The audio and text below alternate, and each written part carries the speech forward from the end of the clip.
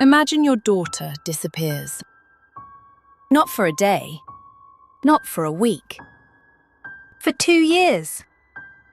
At first, you panic. You call her phone. You contact friends. You search everywhere. Then suddenly, she calls you. And she sounds angry.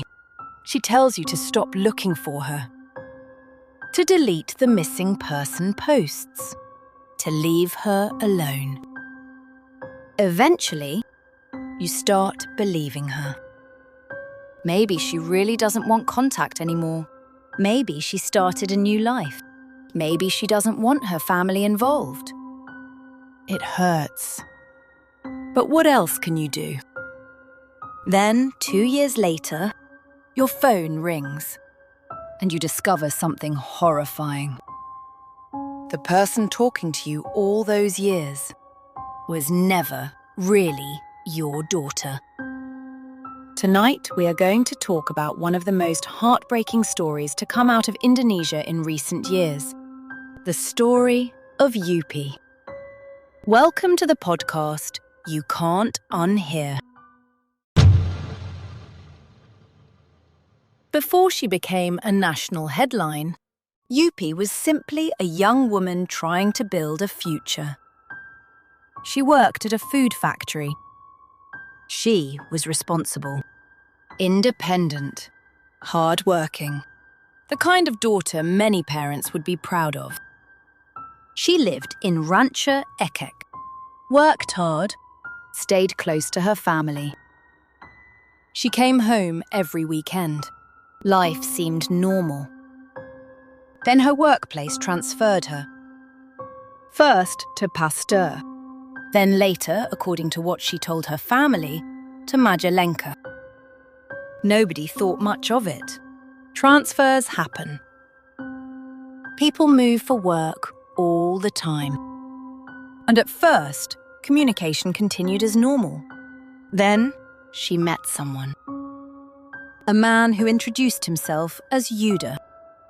Later, everyone would learn his real name was Taufik Hidayat. But from the very beginning, something felt wrong. At least according to Yupi's sister, she couldn't explain it. There was no evidence, no proof. Just a feeling. The kind of feeling people often ignore. Because nobody wants to judge someone based on instinct alone. So, life continued.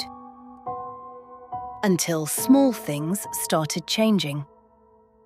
Yupi became harder to contact. Messages came less often. Phone calls became shorter. Then her family noticed something strange. The money stopped coming. Yupi had always helped support the family. But suddenly, nothing. Not a single transfer. Not a single explanation. The family became concerned, so they decided to check her workplace. And what they discovered immediately raised alarm bells. Yupi no longer worked there. She had resigned months earlier. Except, according to staff, she wasn't the person who submitted the resignation. A man had done it. The same man. Taufik. Employees later described him becoming angry about Yupi's work schedule, demanding she quit, complaining about overtime. And shortly afterward, she was gone. The family began searching. They posted on social media, shared photos, asked people for help. Then something happened. Yupi called, but instead of sounding relieved, she sounded furious. She demanded they delete the posts, told them to stop searching, and claimed she had moved on. She said she was working in Jakarta, the capital city of Indonesia, claimed she had a new boyfriend. And according to her family, She sounded genuinely angry. So angry that eventually they started questioning themselves. Maybe they were overreacting. Maybe she really wanted distance. Maybe they should respect her wishes. What they didn't know was that Yupi was living through a nightmare. According to investigators, the calls and messages were controlled. Sometimes he responded. Sometimes he stood nearby, watching, listening, threatening. From the beginning of their relationship, he had started taking things away. Her money, her motorcycle, her freedom, and eventually, her entire life. For nearly 2 years, Yupi was moved from one house to another, never staying long, never remaining visible, never getting a chance to escape. And during those 2 years, the abuse became unimaginable. Investigators would later learn that Taufik repeatedly attacked her eyes, punching them, hitting them with objects, damaging them over and over again. Eventually, she could barely see. Her nose was broken, teeth knocked out, her lip split. Cigarette burns covered parts of her body. Neighbors reported hearing strange noises through the walls. Thuds, impacts, sounds of someone being hurt, but they rarely heard screams. Because Yupi had learned something terrifying. If she screamed, the violence became worse. So she stayed silent. Food became another weapon.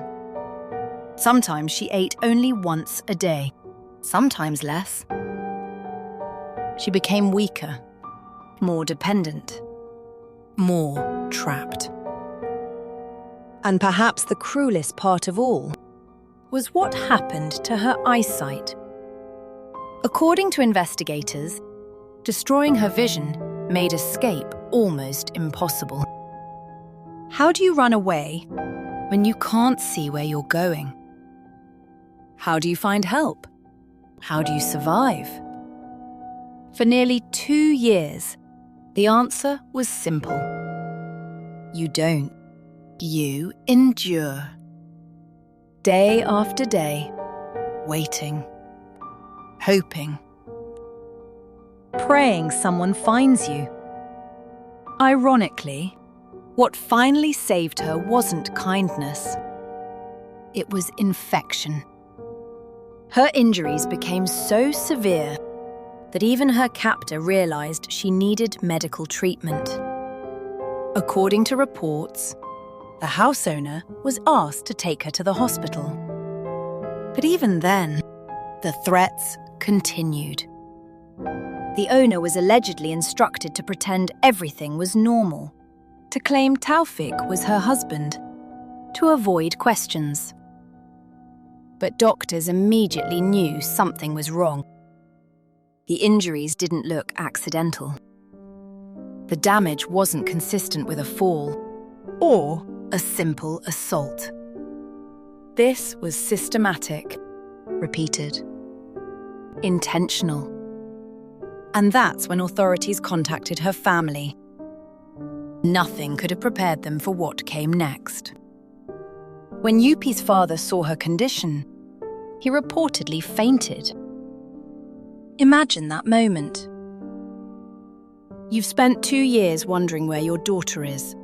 Maybe believing she abandoned you. Maybe believing she hated you. And then you finally find her. Only to discover she spent those 2 years begging to survive. Her sister reportedly struggled to recognize her. The injuries had changed her appearance so drastically. The only thing that convinced her was a familiar hand gesture. Something uniquely Yupi. Something no one else could imitate. And then came perhaps the most heartbreaking detail of all. Yupi apologized.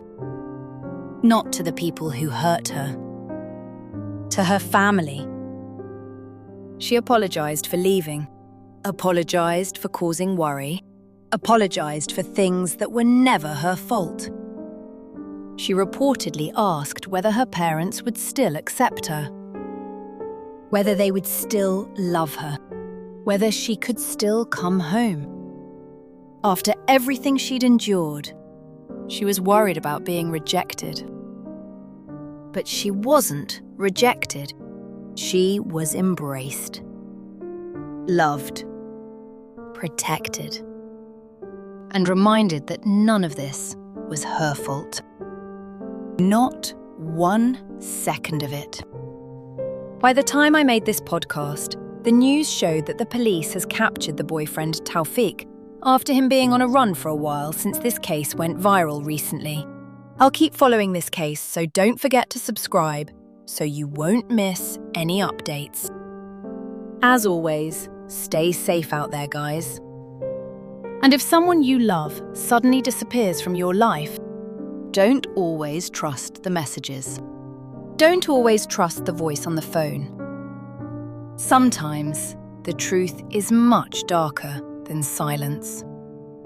I'll see you on the next episode of the podcast You Can't Unhear.